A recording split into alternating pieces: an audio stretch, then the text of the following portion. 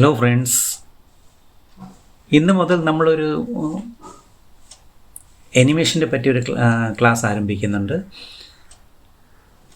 നമുക്കെല്ലാവർക്കും അറിയാം, അനിമേഷൻ വലിയൊരു സ്കോപ്പുള്ളൊരു വിഷയമാണ്. അനിമേഷൻ വഴി നമ്മൾ കാർട്ടൂൺ അനിമേഷൻ വഴി നമ്മൾ കണക്കിൽ കൂടുതൽ നമുക്ക് വരുമാനം വരുത്താനുള്ള ഒരു വഴി കൂടെയാണ്. അനിമേഷന് ഒത്തിരി സ്കോപ്പുണ്ട്. ഇന്ന് യൂട്യൂബ്, ഇന്ന് സോഷ്യൽ മീഡിയയിലേക്കുള്ള സമയത്ത് നമുക്ക് video animation, cartoon video,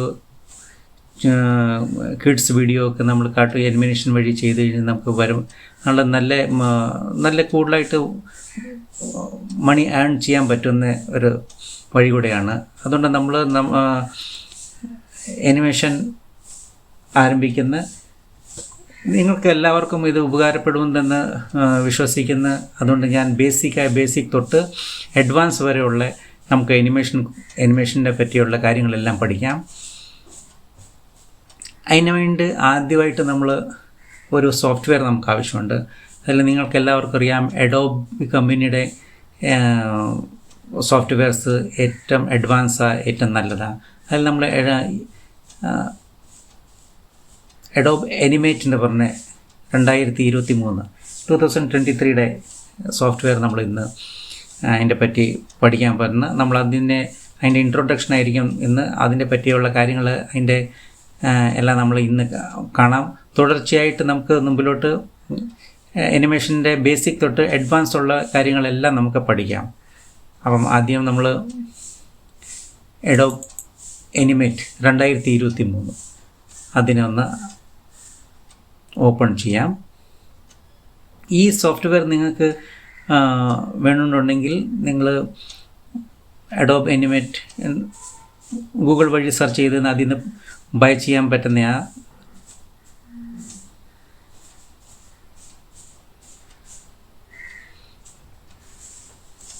first നമ്മളിത് ഓപ്പൺ ചെയ്യുമ്പം അതിൻ്റെ ഫസ്റ്റ് ഇൻ്റർഫേസ് ഇങ്ങനെയായിരിക്കും.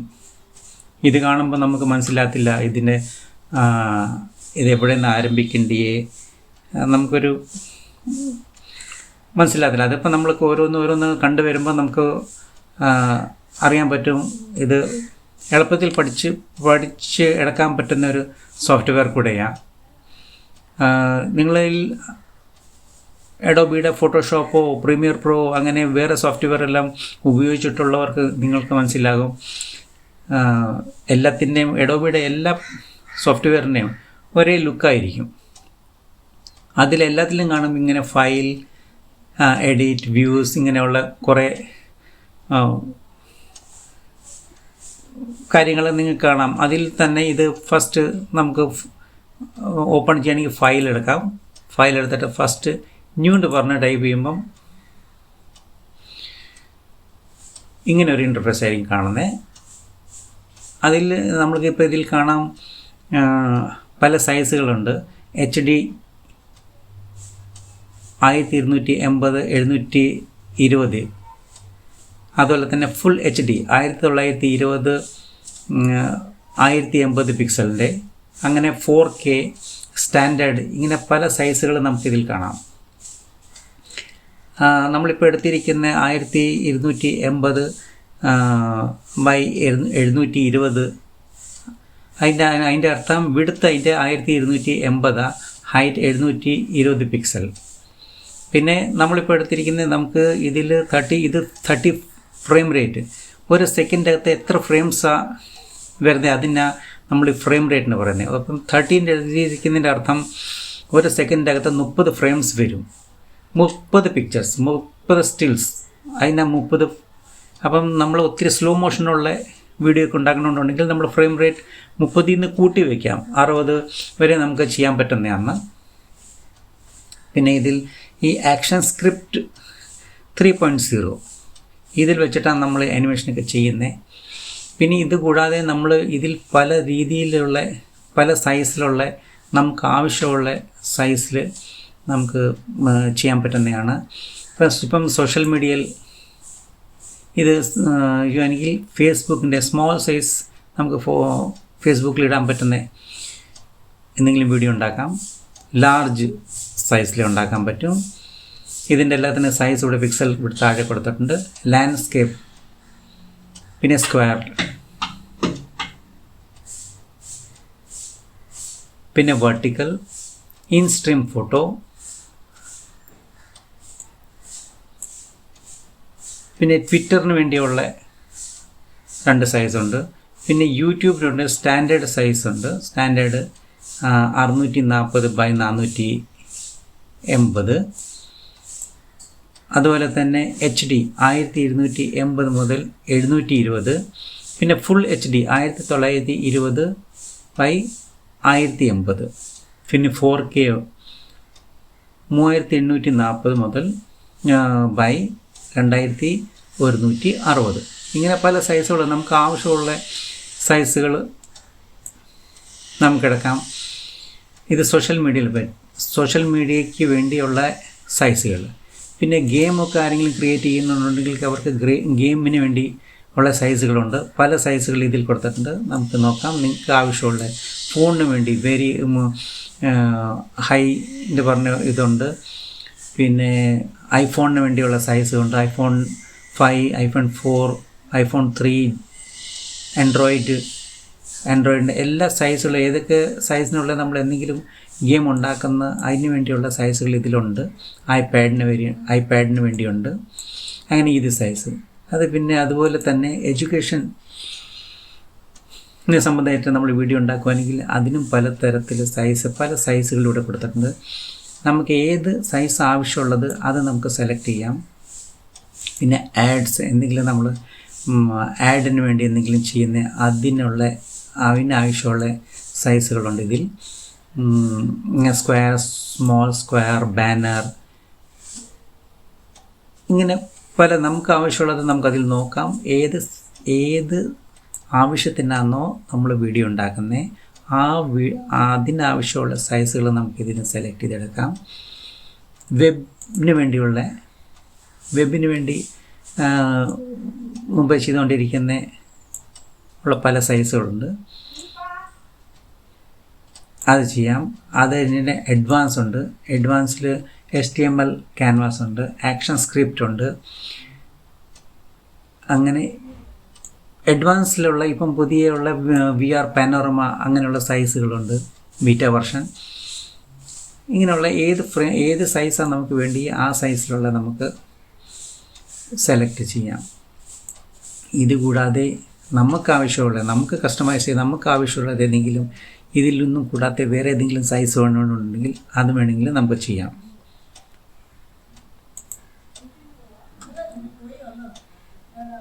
അതുപോലെ അത് നമ്മൾ ഫസ്റ്റ് നമ്മളെടുത്തത് നമ്മൾ സെലക്ട്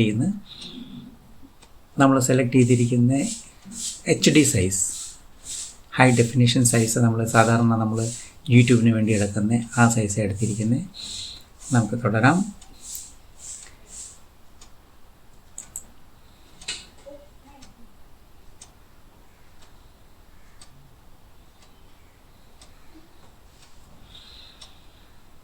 ക്രിയേറ്റ് ചെയ്യുമ്പോൾ നമുക്ക് ആദ്യം കാണുന്ന ഇങ്ങനെ ഒരു ഇൻ്റർഫേസ് ആയിരിക്കും. ഇത് നമ്മൾ മറ്റേ സോഫ്റ്റ്വെയറിലൊക്കെ പറയും വർക്ക് സ്പേസിന് പറയും. വർക്ക് സ്പേസ് ഇതിലായിരിക്കും നമ്മൾ ആർട്ട് ബോർഡോ വർക്ക് സ്പേസ് എന്തൊക്കെ നമ്മൾ പറയാം. പക്ഷേ ഇതിൽ നമ്മൾ പറയുന്നത് സ്റ്റേജിന് പറയും. അനിമേഷനുള്ള നമ്മൾ ഉപയോഗിക്കുന്ന സോഫ്റ്റ്വെയറെല്ലാം നമ്മൾ വർക്ക് ചെയ്യാൻ പോകുന്ന ആ സ്പേസിന് നമ്മൾ സ്റ്റേജിന് പറയും.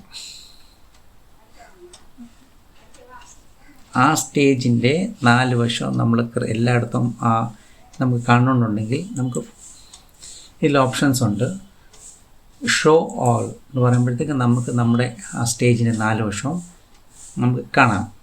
പിന്നെ ഇതിന് സൈസ് കൺട്രോൾ മൈനസ് അടിക്കുകയാണെങ്കിൽ നമ്മളിത് ചെറുതാവും, കൺട്രോൾ പ്ലസ് അടിക്കുകയാണെങ്കിൽ ഇത് എല്ലാം ചെയ്യാം. പിന്നെ നമ്മൾ സാധാരണ നമ്മൾ ഈ മുമ്പിൽ കാണുന്നത് ഇതിൽ നമ്മൾ ഇത് നമ്മുടെ ആർട്ട് ബോർഡ്. ഇതിലായിരിക്കും നമ്മൾ എന്തെങ്കിലും അനിമേറ്റ് ചെയ്യാനുള്ള നമ്മളെന്തെങ്കിലും വർക്ക് ചെയ്യുന്നത്. ഇതിൽ നമ്മൾ വർക്ക് ചെയ്യാൻ വേണ്ടി പലതരം ടൂൾസിനെ നമ്മൾ ഉപയോഗിക്കും. ഈ ടൂൾസ് എല്ലാം ഇതിലുണ്ടെന്ന് ഈ സൈഡിൽ കാണുന്നത് എല്ലാം ടൂൾ ബാറിൽ എല്ലാ തരത്തിലും ടൂൾസ് ഉണ്ട്. ഇത് കൂടാതെ ഈ താഴെ 3 ഡോട്ട്സിലോട്ട് കുത്തുമ്പം കുറച്ച് വേറെയും കുറച്ച് ടൂൾസ് ഉണ്ട്. നമുക്കിത് ആവശ്യമുള്ളത് നമുക്കെടുത്ത് നമുക്ക് മെയിൻ ടൂൾ ബാറിലോട്ട് കൊണ്ടിടാം. അല്ലാത്ത ആവശ്യമില്ലാത്ത സമയത്ത് നമ്മൾ ഇതിനെ ക്ലോസ് ചെയ്യാം. പിന്നെ കാണുന്നത് നമ്മളിവിടെ നിന്ന് ഏതെങ്കിലും ഒരു ടൂൾ എടുക്കുമ്പം നമ്മൾ ഇപ്പോൾ ഒരു റെക്റ്റാങ്കിൾ ടൂൾ എടുക്കുകയാണെങ്കിൽ റെക്റ്റാങ്കിൾ ടൂൾ സെലക്ട് ചെയ്ത ഉടൻ നമുക്ക് അതിനായിട്ടുള്ള പ്രോപ്പർട്ടീസ് ഇവിടെ ഓപ്പൺ ആയി വരും.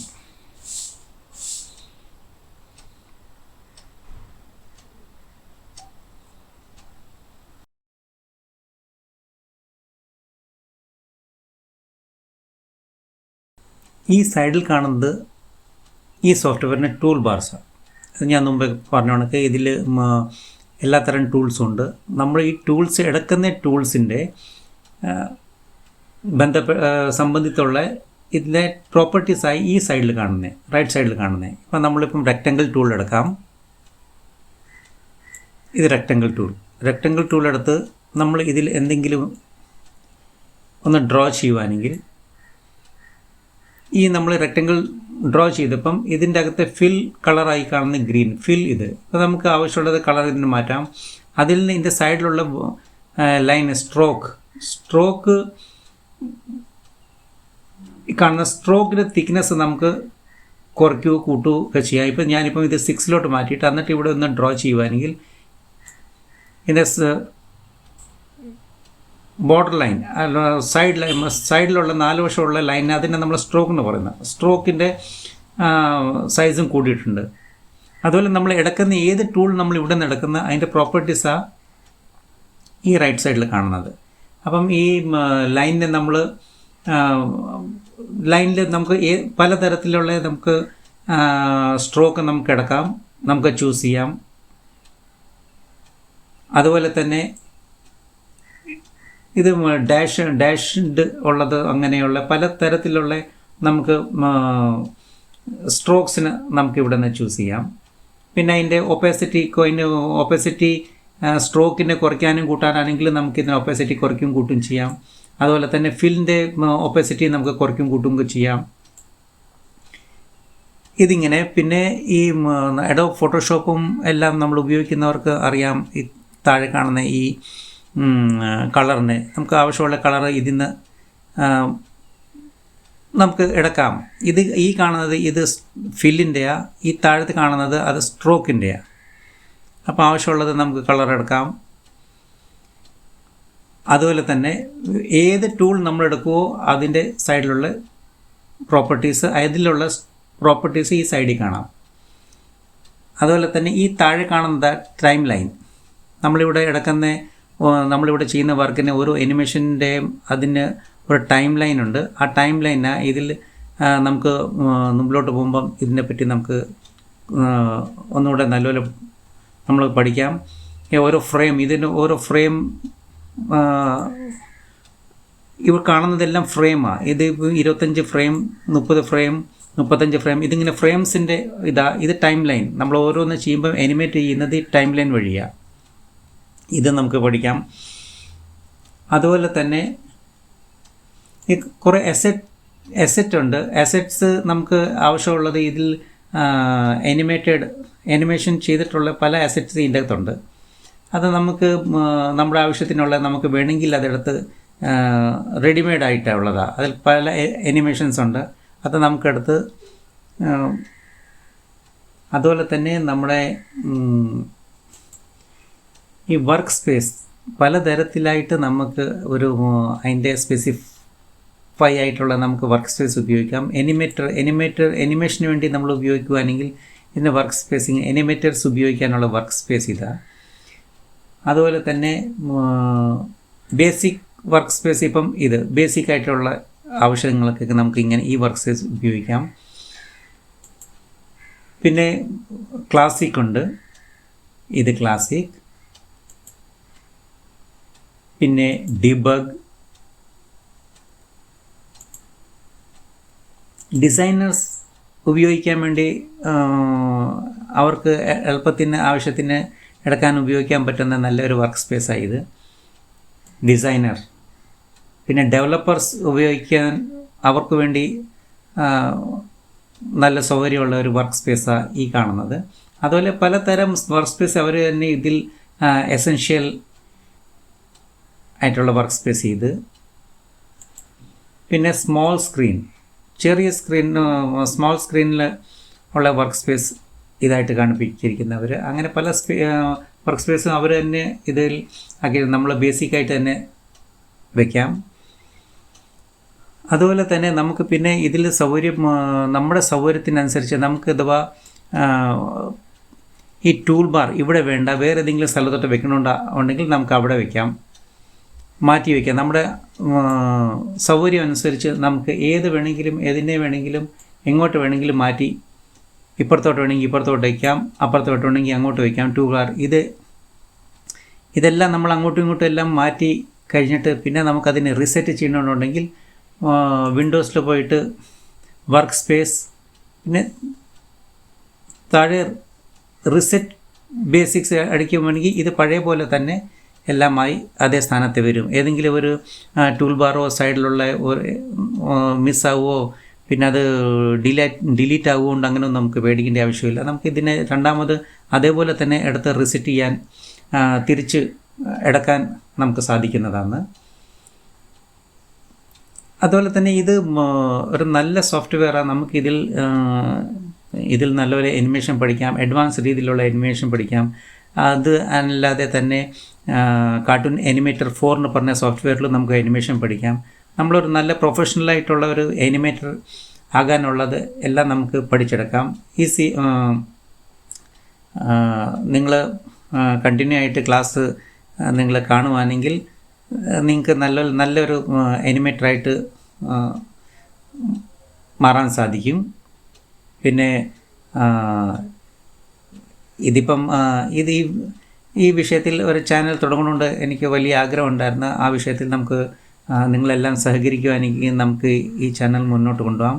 നിങ്ങൾ പരമാവധി സബ്സ്ക്രൈബ് ചെയ്യുക, ഷെയർ ചെയ്യുക, താല്പര്യമുള്ളവരോട് നിങ്ങൾ പറയുക ഈ ചാനലിനെ പറ്റി.